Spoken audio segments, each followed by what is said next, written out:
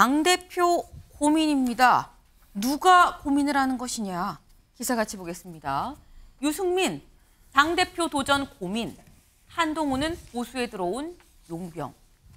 유승민 전 의원이 당대표에 대해서 운을 띄웠습니다. 뭐라고 얘기했는지 직접 들어보고 오시죠.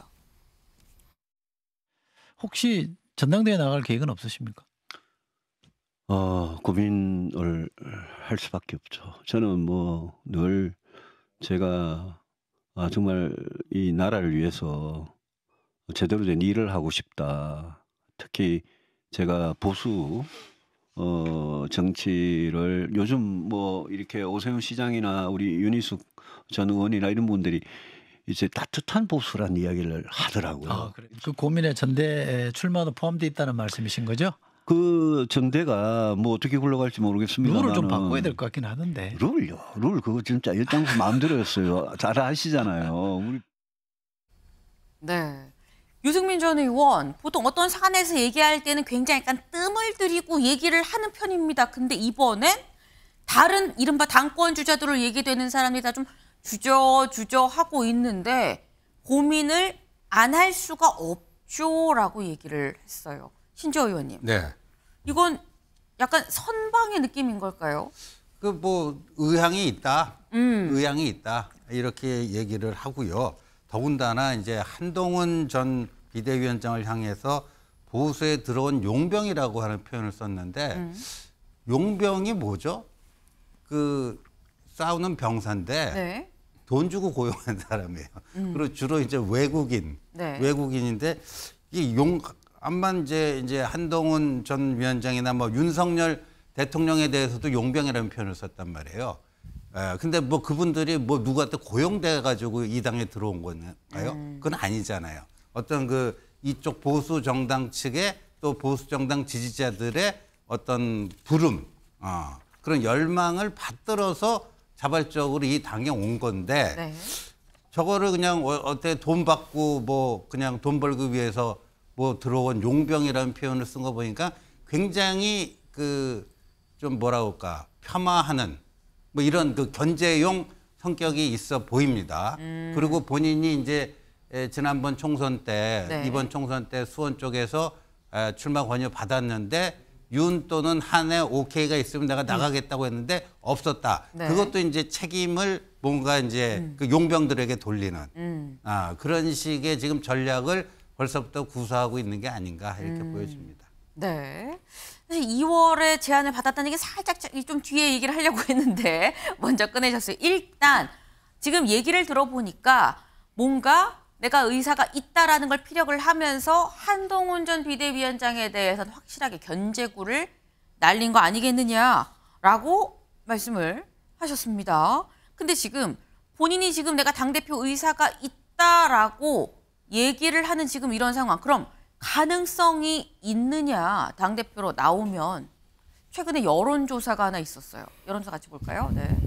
지금 이 국민의힘 차기 당권주자 적합도 조사였습니다. 근데 1위가 26.3, 유승민 전 의원이에요. 2위 한동훈 20.3, 그다음이 안철수, 나경원 비슷하죠. 그다음에 주호영, 권성동, 권영세 등등입니다. 근데 이건 전체입니다. 네, 전체. 그냥 일반 시민들한테 국민의힘 차기 당권 주자로 누구 생각하세요? 라고 했을 때 전체로 봤을 때 1위가 유승민 전 의원이었었다. 2위가 한동훈이었다라는 거죠.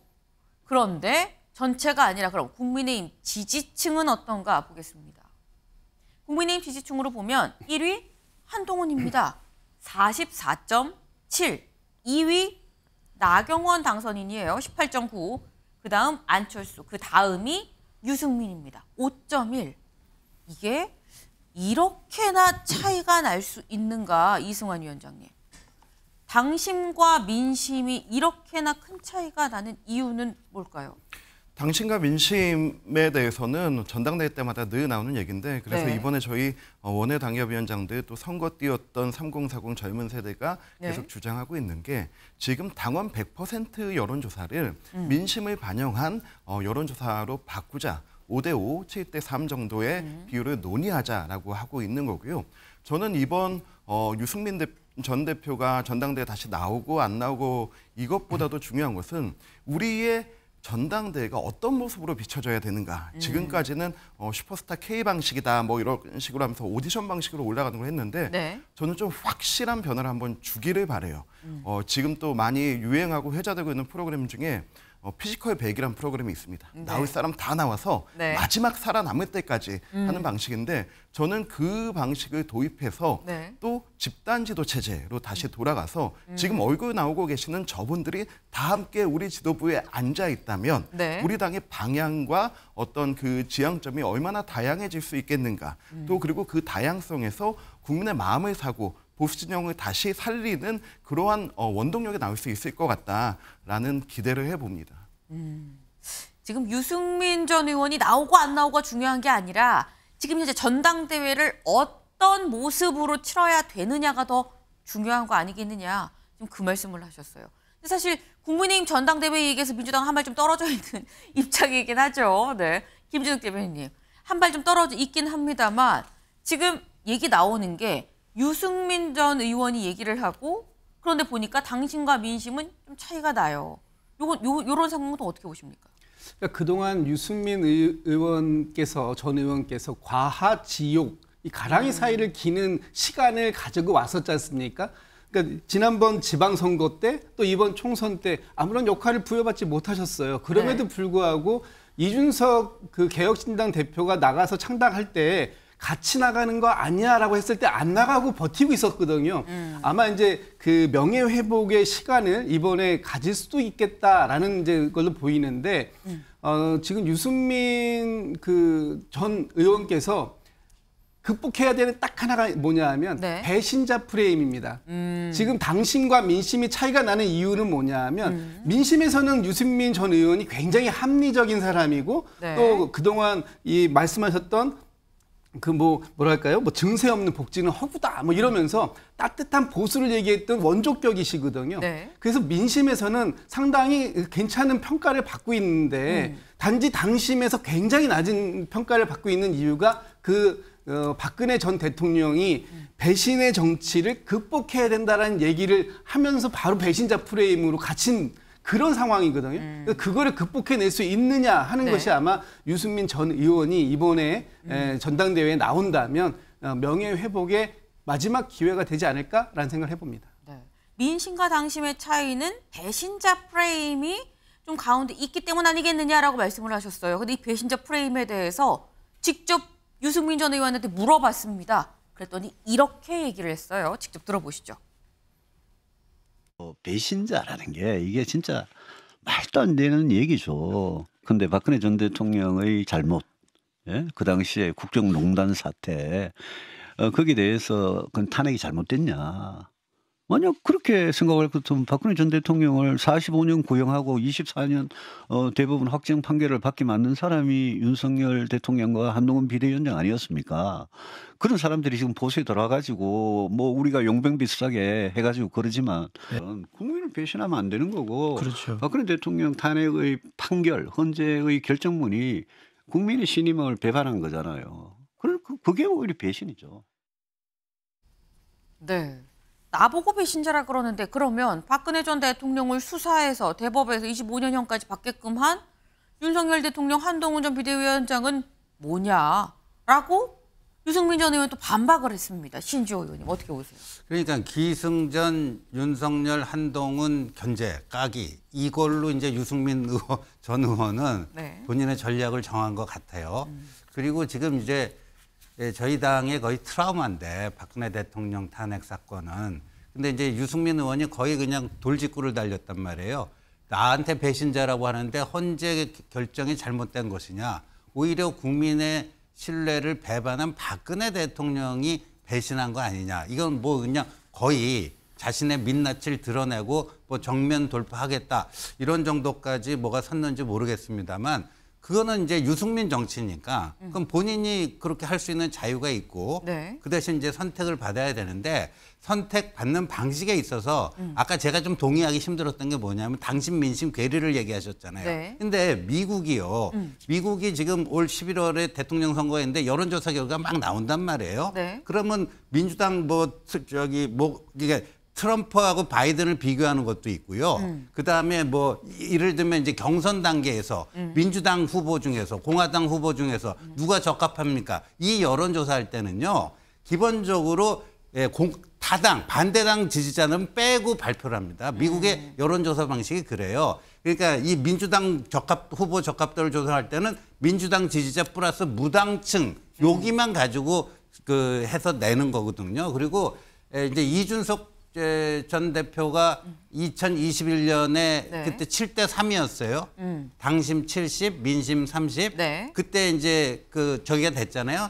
그때도 역선택 방지 조항이 있었던 겁니다. 그 민심 30 여론조사에. 네. 그러니까 아까 이제 여론조사를 두 개를 비교하고 이건 당심이고 이건 민심이다. 그거는 맞지는 않습니다. 네.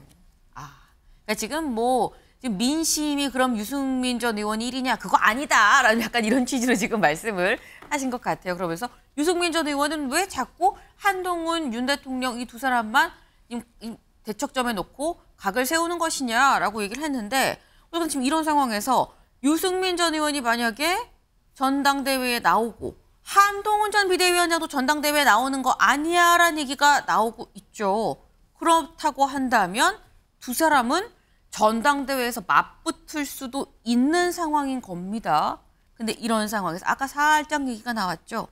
사실 지난 총선 때 이런 일이 있었습니다. 라고 유승민 전 의원 뭔가 다른 얘기 보따리를 하나 더 풀었습니다. 들어보고 오시죠.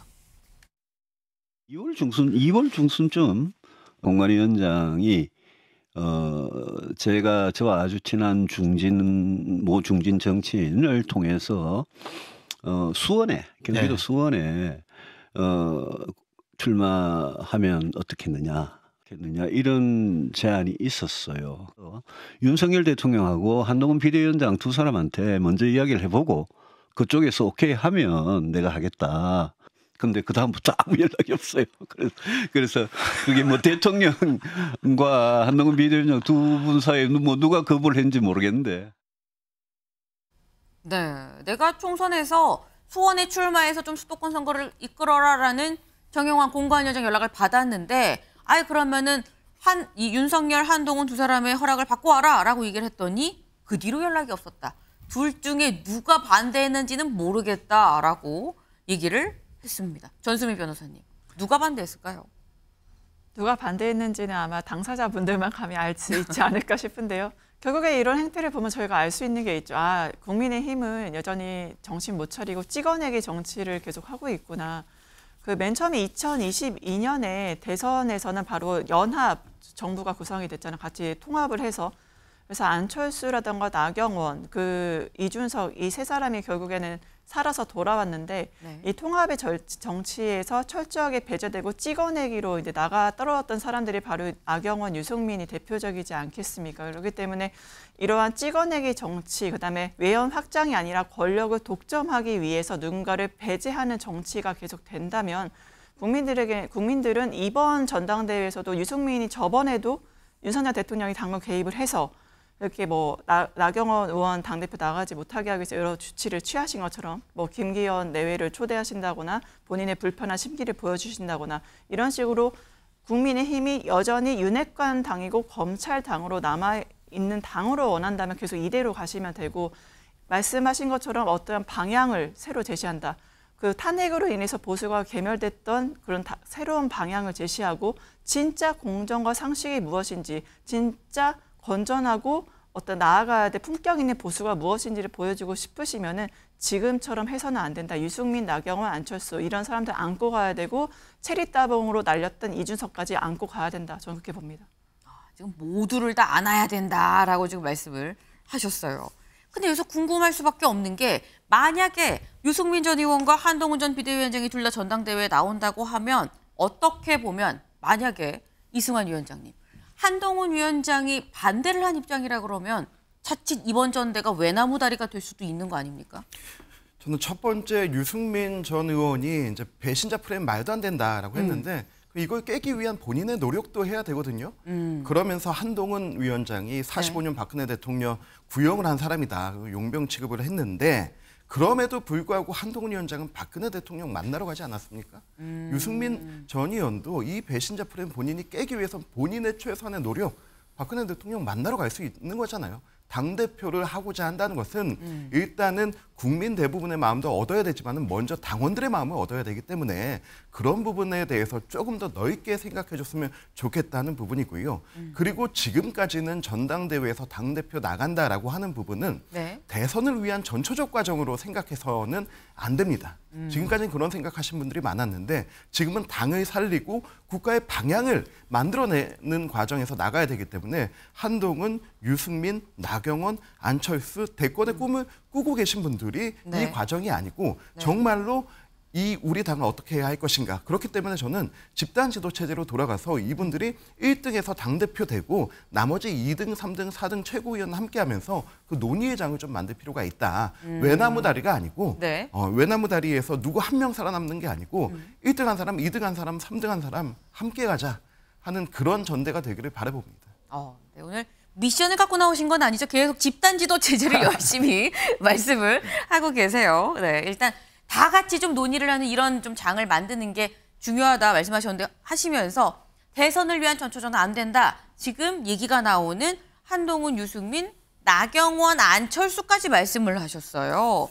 사실 유승민 전 의원만 생각이 있는 건 아닌 것 같다라는 얘기가 나옵니다. 다음 기사 볼까요? 유승민 전대 출마 고민, 나경원, 안철수도 몸풀기에 들어갔다는 겁니다. 나경원 당선인 얘기를 좀 들어보고 오시죠. 진짜 기분 나쁜데요. 굉장히 고약한 프레임이라고 생각을 하고요. 예. 이거는 아주 악의적인 프레임이다 라는 말씀 드리고 이걸 누가 만들어서 무슨 목적으로 여의도에 흘렸을까? 저도 이런 부분에 대해서 여러 가지 예측이 가능하지만 굳이 자꾸 언급하지는 않겠습니다. 의원님 나오세요. 전당대회. 당대표 저는 도전하십니까? 지금 전당대회 고민할 때가 아니죠. 원내대표 선거도 있고. 차기 당대표의 혹시 뜻이 있으신가요? 지금은 생각하고 있지 않다는 게 정답입니다. 왜 그러냐면 예. 지금 현재 그 전당대회를 구성할 아무런 그 기구가 없습니다. 비대위원회가 구성되지도 않았고 언제 그리고 또 어떤 룰로 할지도 정해지지도 않았습니다. 그래서 저 포함해서 아무도 여기에 대해서는 밝히지 않고 있는 그런 상황인 것 같고요. 다들 전대룰에 민심이 반영되면 한번 나서보겠다 이런 생각이 있으신 건가요? 그럴 수 있겠죠. 네, 일단 저희가 나경원, 안철수 두 사람에 대해서 지금 얘기를 했는데 두 사람 다 얘기를 좀 살짝 들어봤습니다만 느끼는 게 아유 안 나가요는 없습니다. 지금은 아니다. 아직은 논의할 때가 아니다. 뭐 그런 지금 취지의 얘기였어요. 근데 특히 김준욱 대변인님, 나경원 당선인 경우에는 살짝 기자들이 느끼기에 약간 이렇게 뭘 물어보면 살짝 우회해서 좀 대답을 많이 하거든요. 근데 요번엔 직접적으로 저 진짜 기분 나빠요. 라고 얘기를 했습니다. 좀 이례적이에요. 이게 이제 소위 나-이 연대 아닙니까? 나경원, 이철규 이 두 분의 연대. 그래서 비윤계의 나경원, 또 친윤계, 찐윤계의 이철규 이 두 분이 연대해서 새로운 지도부를 구성하는 거 아니냐 이렇게 얘기했을 때 나경원 그 당선인께서 발끈하셨잖아요. 네. 왜 그랬을까요? 저는 이렇게 봅니다. 지금 당이 환골탈퇴해야 된다. 그리고 혁신해야 된다. 그런데 여전히 찐윤계가 당에서 주류로 자리를 잡고 있어서 이 부분에 대한 부분을 안고 갈 것이냐 거리를 두고 갈 것이냐 이 판단을 가지고 가야 되는데 그렇게 해서는 이 답이 안 나온다. 일단 총선 참패의 책임은 친윤계가 져라. 지금 이걸 얘기하고 있는 게 아니겠느냐. 그래서 지금 나경원 그 당선인께서는 이번에 확실하게 당대표 도전에 마음을 먹은 거다라고 보여지고요.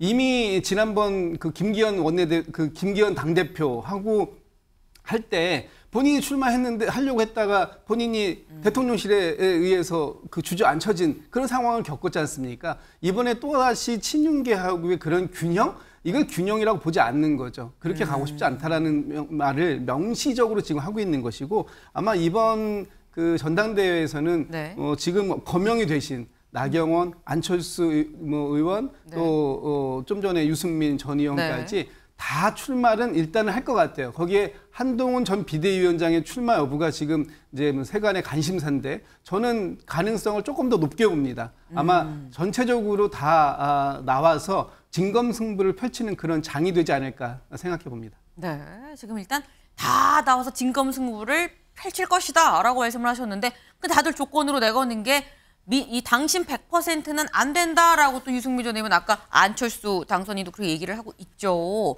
요 사안이 어떻게 흘러갈지가 전당대회의 핵심이 되지 않겠느냐라는 생각이 좀 듭니다.